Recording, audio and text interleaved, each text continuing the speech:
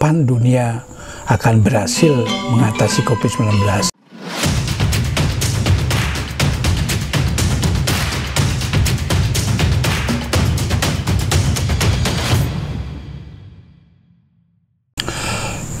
Baik, Om Swastiastu.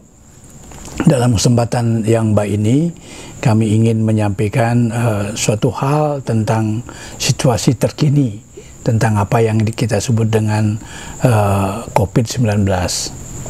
Ya, kemudian sudah berkembang menjadi Delta, kemudian jadi Omicron. Jadi kami punya pertanyaan yang disebut dengan, ya kami poinkan adalah kapan dunia akan berhasil mengatasi COVID-19, ya, atau Omicron. Jadi dengan dasar itu jawabannya adalah sampai tiba saatnya manusia itu sadar akan jati dirinya. Jadi kedua, ingat kepada hukum alam, ya, paham dengan hukum alam. Dan yang ketiga, paham bahwa dunia sudah berubah.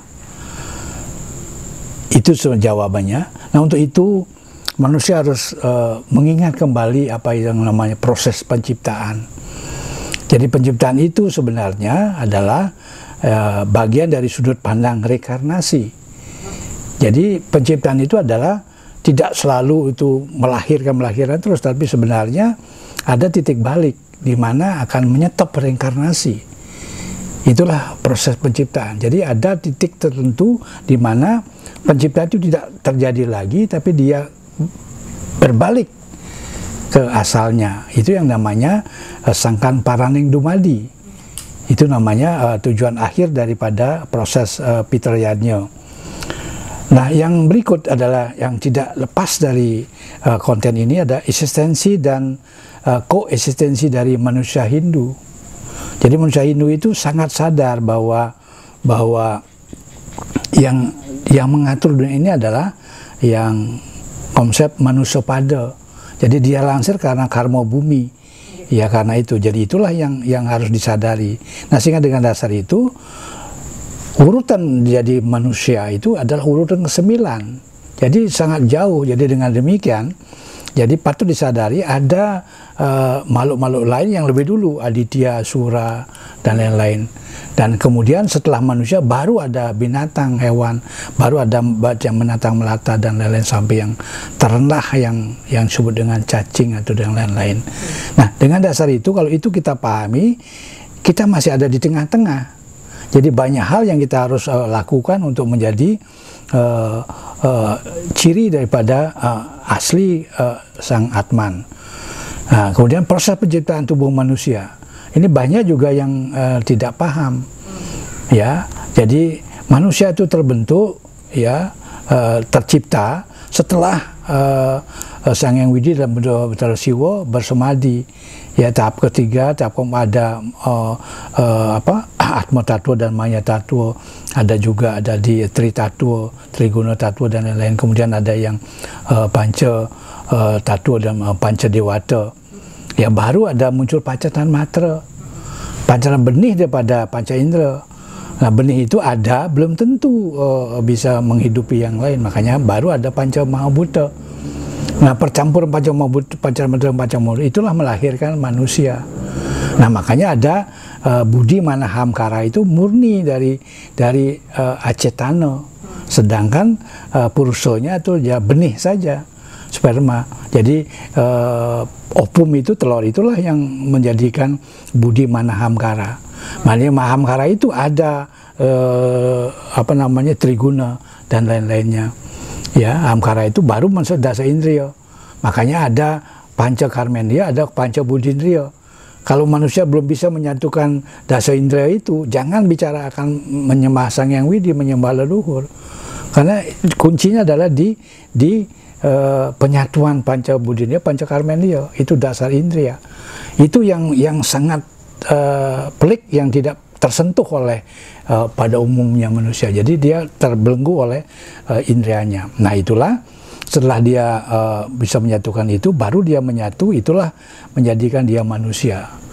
Jadi Atman itu maksud di baliknya, jadi dibentuk oleh badan, badan itulah yang menggerakkan Atman. Jadi Atman itu sudah berperan sebagai penghidup aja, makanya disebut jiwatman. Jiwi itu artinya hidup, Atman itu memberikan hidup.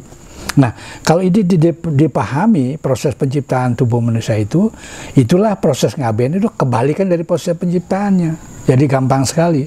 Nah, kalau itu tidak dipahami, gimana dia mau tahu diri manusia itu? Itulah bagian yang menyebabkan COVID ini ada. Kemudian memahami jati diri, sang diri sejati, itu juga penting. Karena ada yang pengertiannya lupa dengan ingat. Jadi lupa dan ingat itu yang berpengaruh. Makanya ada cerita Kerawo, ya. Pendawa itulah simbol yang kesadaran. Kerawo itu sumber kekuatan, rajasnya. Jadi satwamnya ada di Pendawa, rajasnya ada di Kerawo. Nah, kalau dua hal ini tidak terpadu, tidak akan menemukan jati diri. Nah, bisa juga yang terpengaruh oleh yoga sannyasa tadi. Nah, sedangkan kalau kenapa terjadi sekarang, karena manusia tidak sadar akan jati dirinya, tidak tahu diri, tidak hormat diri, maka tidak percaya diri. Itu sebabnya ada 4 cakra penting yang dalam manusia. Ya, kalau di bawah tubuh dari mulai dari Muladhara, cakra dasar, kemudian yang kedua Swadhisthana, cakra seks atau cakra kreatif, yang ketiga Manipura. Itulah yang kesamaan dengan manusia dengan hewan. Baru masuk ke langkah yang Anahata. Anahata loh, kalau manusia belum bisa memanusiakan manusia, jangan sebut itu diri manusia. Karena itulah cinta kasih. Yang dasar melalui kesucian itu di Wisuddhi Karma, yang di belakang baru Agya Cakra yang di selatan Lalata, baru Sahasra Cakra. Itu 4 cakra penting yang patut disadari oleh manusia untuk menuju ke jalan rohani. Realita Kali Yuga banyak avidya yang berperan. Avidya itulah yang dasarnya kegelapan. Kegelapan itulah yang mempengaruhi dunia, yang bisa unsurnya karena buta, unsurnya karena diri sendiri. Ya, avidya itu kegelapan, anarya adalah kelemahan. Itulah dasar manusia, lemah dan gelap. Itulah yang masih terpengaruh, dan itulah sebabnya situasi COVID itu datang untuk menyadarkan itu. Jadi itu realiti Kali Yuga. Jadi itu tidak lepas dari Trikona, Utpati, Sthiti, Pralina. Itu hukum alam. Itulah yang tidak disadari oleh umat manusia, karena pada dasarnya mereka berkiblat hanya Utpati itu kan lahir, Sthiti itu kan hidup, Pralina itu di bumi hanguskan, dibinasakan. Tidak begitu. Ya, si Trikona itu adalah Utpati yang tidak ada dibuat. Itu namanya apa saja bentuknya tidak ada dibuat. Sthiti yang baik dilestarikan. Nah, sedang Pralina adalah yang tidak baik dipending, ya tidak digunakan dulu, diperbarui. Itu namanya Pralina. Nah, itu esensi daripada Trikona. Sedangkan hakikat budayanya bumi sudah. Sekarang kan kita sudah melewati Nyepi, tapi kita tidak masuk ke esensi Nyepi. Esensi Nyepi adalah kalau manusia ingin sejahtera, sejahterakan dulu makhluk lain. Itulah namanya buta hita. Itu loh, kita sudah abaikan, kita cuma ya barangkali lebih kepada pawai ogoh-ogohnya yang ditonjolkan, tapi sebenarnya esensinya adalah mensejahterakan makhluk lain. Nah, dengan dasar itulah, itu namanya buta hita. Kalau buta sudah kita sejajarkan, apa? Termasuk ketika COVID. Yang maksudnya COVID itu adalah sasab merana. COVID itu sudah ada dari dulu, namanya sasab merana. Kalau dulu kalau tumbuh-tumbuhan namanya naluk merana. Kalau hewan dengan manusia namanya sasab merana. Nah, itulah harus kita sikapi dengan sederhana. Induknya, komenannya sasab itu adalah siapa? Betara Gana, Ganapati. Nah, kita harus membuat sesungguhnya sederhana kepada Ganapati. Itulah esensi daripada COVID. Itu yang juga tidak tersentuh oleh elit atau oleh tokoh. Nah, yang tidak kalah penting konsep kesejagatan. Dunia damai semesta itu sebenarnya itu menjadi tujuan awal ya dari dunia ini, ya Satyam Tamra Urgan jadi sayatnya itu yang tidak teringat. Jadi konsep perjalanan kesejahtera itulah dunia damai semesta adalah implikasi dari bumi Suda, Atma Pratista, dan Dewa Pratista. 3 kelompok itu yang harus disinkronkan. Nah, berangkat dari bumi Suda. Nah, untuk itulah manusia harus kembali kepada jati dirinya. Hanya manusia yang bisa berbuat ya untuk melebur dharma menjadi ke dharma. Jadi subha karma, asubha karma jadi ke subha karma. Itu. Jadi hanya manusia. Nah, untuk itulah jangan nyalahkan makhluk lain. Ya, itu sebabnya ada buta hita. Jangan ada masuk ke haimsa atau himsa karma. Tidak, itu lain urusannya. Siapa yang berbuat itu dia akan menerima karma, iya. Tapi dalam konteks yadnya iya. Jadi dia yang beryadnya. Jadi hewan itu berjalan duluan, tumbuh-tumbuh berjalannya duluan. Manusia cuma ngayab-ngayabin saja. Nah, itu yang tidak dipahami Indonesia. Nah, untuk itulah hadir manusia COVID untuk menyadarkan kesadaran manusia itu. Melalui apa? Satu, sadar pada jati dirinya. Sadar kalau pada hukum alam itu Triratam tadi, Trikona. Dan ketiga, sadar kalau zaman berubah. Sekarang adalah habis Kali Yuga, balik ke Dua Para, bukan ke Kerta Yuga langsung, ke Dua Para. Dua Para baru nanti Terta, baru pucuknya ke Kerta Yuga. Dengan demikian, dari mana mulainya? Maaf, Atma Kerti, ya, betulin dulu dong Atma yang ada di dalam diri kita, pernah nggak kita kesentuh? Itu mulai dari situ Atma Kerti.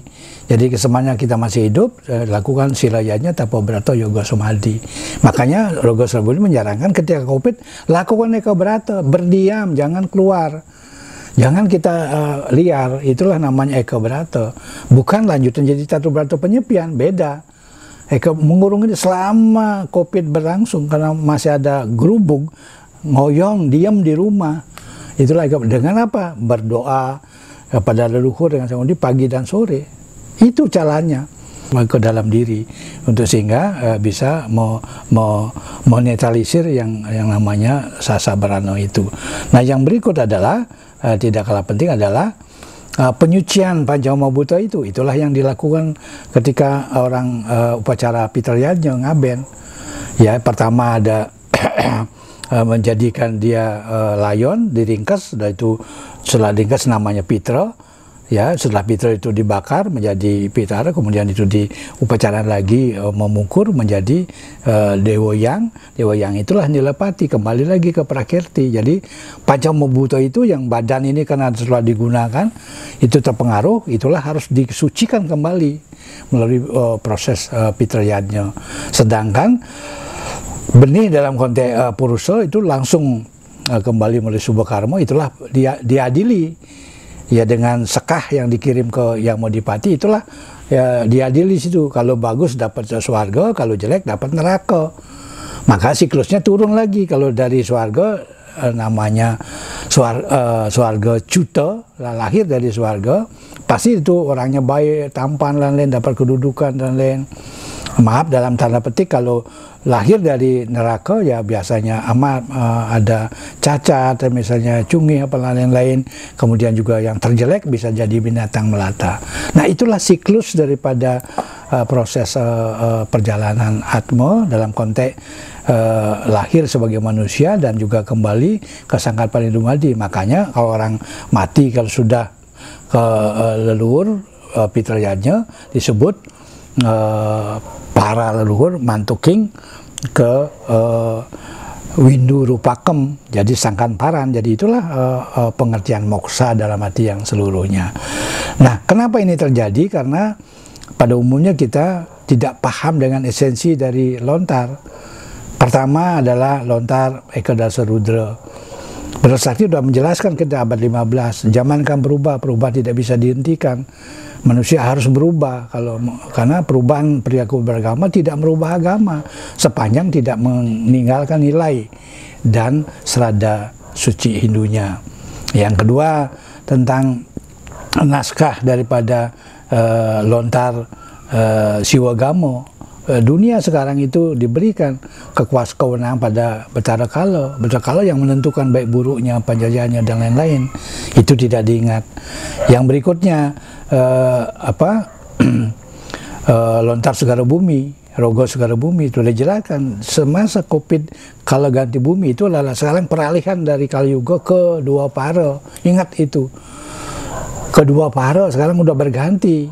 Sudah tidak lagi Kali Yuga sudah penghujung.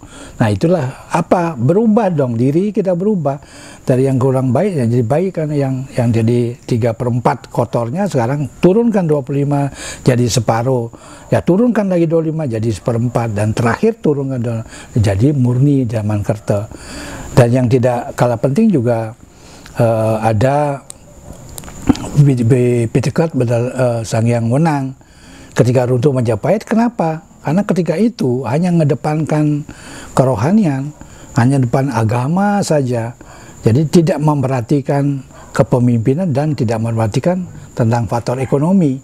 Sedangkan dua hal yang penting itu tidak pernah bisa diabaikan. Coba kalau kita rohani penting, tapi coba kalau nggak ada kepemimpin, tidak bisa memimpin diri, gimana memimpin orang lain? Kalau pemimpin dia tidak benar, ya pasti berkota ekonomi. Jadi rohani, kepemimpin dan ekonomi jadi satu kesatuan yang tidak bisa dipisahkan. Ada slogan manajemen dalam konteks ilmu modern itu apa? Dulu kita modalnya cuma IQ, intelijensia, kecerdasan intelektual. Nah pada zaman itu, tapi sekarang sudah berubah, menambah lagi belakangan ada emosional, ada kearifan, ada interaksi dengan manusia, marketing misalnya, PR misalnya. Kalau nggak bisa berinteraksi ya nggak akan bisa maju. Itu yang kedua. Nah yang ketiga ada unsur spiritual. Jadi unsur taksunya itu, unsur niskalanya itu ada, makanya ESQ, ya kan, intelijensia, kemudian emosional dan spiritual. Itu satu kesatuan yang tidak bisa terpisahkan. Yang terakhir yang tidak kalah penting dalam konteks ini adalah yang tadi aksara. Ada istilah Anacaraka. Kita punya aksara, ya, Nusantara ini punya aksara Nusantara, tapi itu sudah mulai terlupakan. Jadi cenderung mempelajari yang lain yang bukan milik kita. Itu juga yang sangat mempengaruhi. Jadi ada konsep yang tertuang di dalam aksara tapi tidak pernah tergali. Contoh misalnya negara keragaman ada di Belanda. Belandanya maju, dia negara kecil bisa subur bahagia karena dia mengaplikasikan kontrak negara keragaman. Kita yang punya tidak bisa melakukan itu karena kita ngasih orang lain untuk itu. Nah, inilah bagian yang penting, yang gerakan moral yang kecil tapi berdampak besar itulah pertama harus berani merubah diri, membedah diri. Jadi cara sekarang kita bedahlah diri, kembali pada diri kita, seberapa jauh kita melakukan. Dengan kemudian kedua, setelah sadar melakukan tadi yang kecil tadi, melakukan komitmen kepada Sang Pencipta bahwa melakukan ritual kecil, bahwa berkomit bahwa mulai hari ini saya akan berubah. Afirmasi saja, saya berubah dan ke depan mengikuti apa kena alam. Jadi kalau itu dilakukan, ya, kekuatan imunisasi pada diri akan muncul. Ya, kami yakin. Maka ketiga tadi yang pertanyaan tadi, kapan dunia berhasil mengatasi COVID? Sampai tiba saatnya manusia sadar akan jati dirinya, yaitu siapa diri, siapa aku. Aku bukan ego, aku bukan pikiran, aku bukan badan, aku adalah Atman. Nah, sentuhlah Atman itu, makanya lebih banyak meniti dalam diri. Nah, kemudian kedua, akui hukum alam. Kita nggak akan mungkin. Contohnya hujan tidak akan bisa datang kalau tidak ada yadnya. Ya, jadi hujan itu datang karena yadnya itu hujan akan tumbuh makanan bisa kita nikmati, dan karena makan inilah berulang menjadi siklus yang berkesinambungan. Jadi dengan dasar itu yang ritual kecil yang dilakukan, komitmen itulah dasarnya apa yang disampaikan oleh Mahas Kawi Sunia atau Emputan Tular. Berbeda bukan berarti permusuhan, berbeda adalah kebinekaan.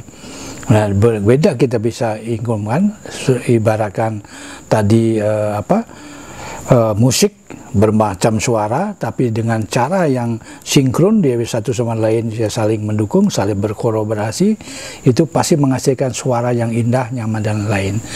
Barangkali itu yang kami bisa sampaikan dalam situasi COVID ini.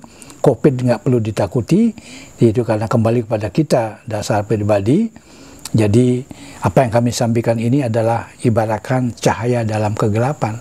Setitik cahaya tapi barangkali bisa memberi penerangan bagi yang sedang kegelapan itu. Untuk itu kami akhiri dengan Parama Santi. Om Santi Santi Santi Om. Om Manubadah kata Wisnu Sarwanta. Semoga pikir yang baik datang dari semua arah. Om Santi Santi Om.